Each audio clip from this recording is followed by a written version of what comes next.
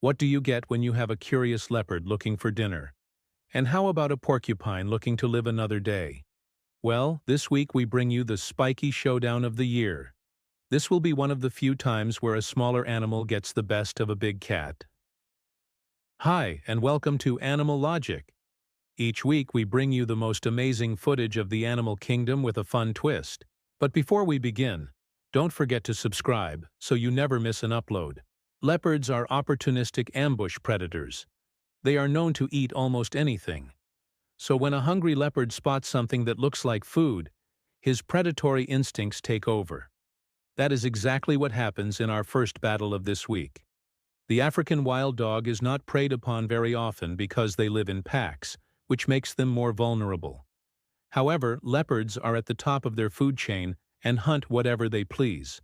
Leopards can hunt during the day or at night.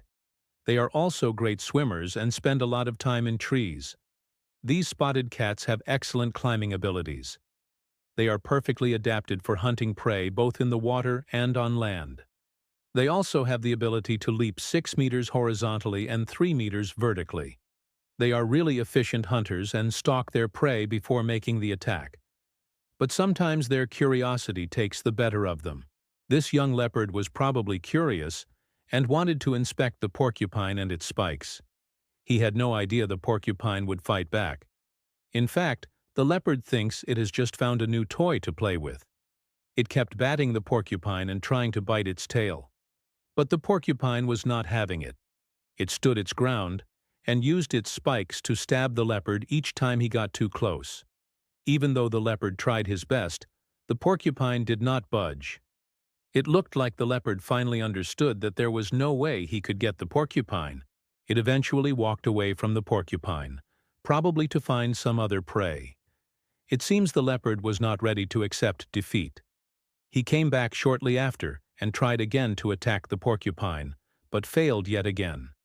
And then he gives up, probably realizing that his efforts are futile.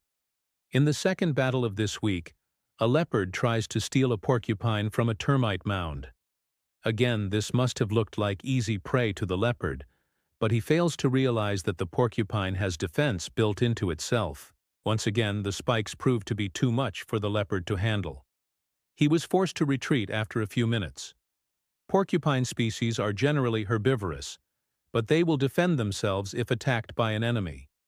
Porcupine quills are modified hairs that are produced by specialized skin cells called poriocytes.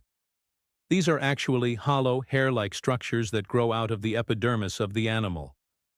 When detached, they easily penetrate the skin and are difficult to remove. The sharpness of these quills varies between the different types of porcupines.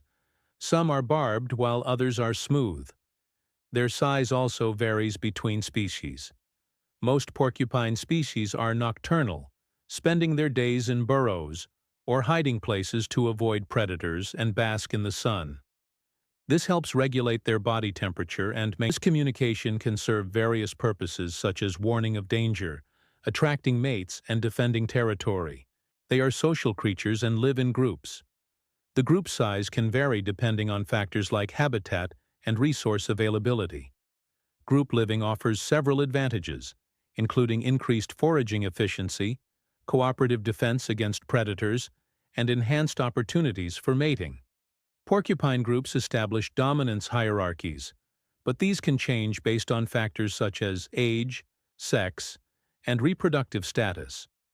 Individuals higher in the hierarchy may have priority in accessing resources or mating opportunities. Adult porcupines typically weigh between 25 and 35 pounds, although it can vary depending on the specific species. As for height, they usually stand around 1 to 2 feet tall at the shoulder. When it comes to lifespan, they can live for 10 to 15 years in the wild, although some individuals may live longer in captivity. Leopards are the most adaptable of all the big cats with the widest distribution. They can be found in many parts of Africa and parts of Asia. They are excellent climbers and swimmers, and are active both during the day and at night. Leopards prefer habitats that include forests, grasslands, and mountainous regions. They typically inhabit areas near water sources such as rivers and streams. Leopards have a varied diet, feeding on a wide range of prey, including antelopes, monkeys, baboons, and even crocodiles. They are carnivorous and occasionally eat fruits and other plant matter. They are solitary creatures, except when a mother is raising her cubs. Leopards can live up to 20 years in the wild. They can be either nocturnal or diurnal, depending on where they live. Females tend to be smaller than males. Leopards are known to be elusive and difficult to spot in the wild. They are solitary animals and territorial. They communicate using various vocalizations, including roars, growls, and hisses. There is one interesting thing about leopards. While most people think of them as being solitary, a male leopard's territory can overlap with the territories of several females. Males will mate with multiple females, but only females who are ready to mate will allow the male to approach. Female leopards usually give birth to 2 to 4 cubs after a gestation period of around 90 to 110 days. Cubs stay with their mother for up to 2 years, learning hunting skills and other essential life skills.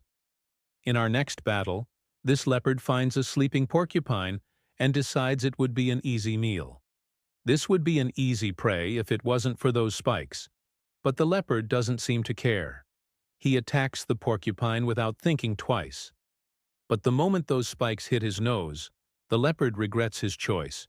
He runs away yelping in pain. The porcupine is not hurt at all and continues sleeping peacefully. But leopards aren't the only ones getting the bad end of the stick. In our next battle, a pair of porcupine rats engage in a fierce battle. These little guys are no less fierce than their bigger cousins, the porcupine. At first, they seem to try to bite each other's tails, but soon the battle becomes more intense. These two keep attacking each other non-stop until they decide to call it quits. Now it's not common for porcupine rats to fight each other, especially in captivity. In the wild, they are mostly preyed upon by snakes, hawks, owls, and foxes. But sometimes two of them may fight if one tries to steal food or over a female. Sometimes they can even fight to the death.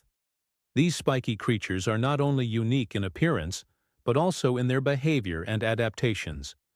For example, unlike most rodents, porcupine rats are primarily herbivores, feeding on plants, seeds, and fruits. They use their continuously growing incisors to gnaw on tough vegetation. The porcupine rat is a rodent belonging to the family Arethizontidae. It is the only surviving member of the genus Euryzygo. There are 2 recognized subspecies, the North African porcupine rat and the Abyssinian porcupine rat.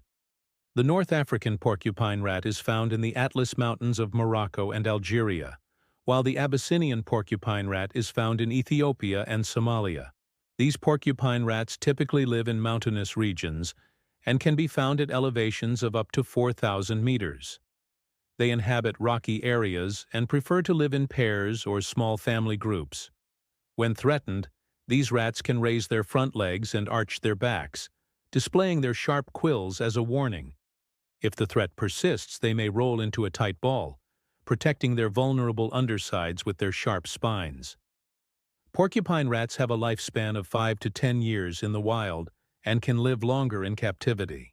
Their diet consists mainly of plants, seeds, nuts, and fruits. Don't forget to check out our other videos as well. And thank you for watching.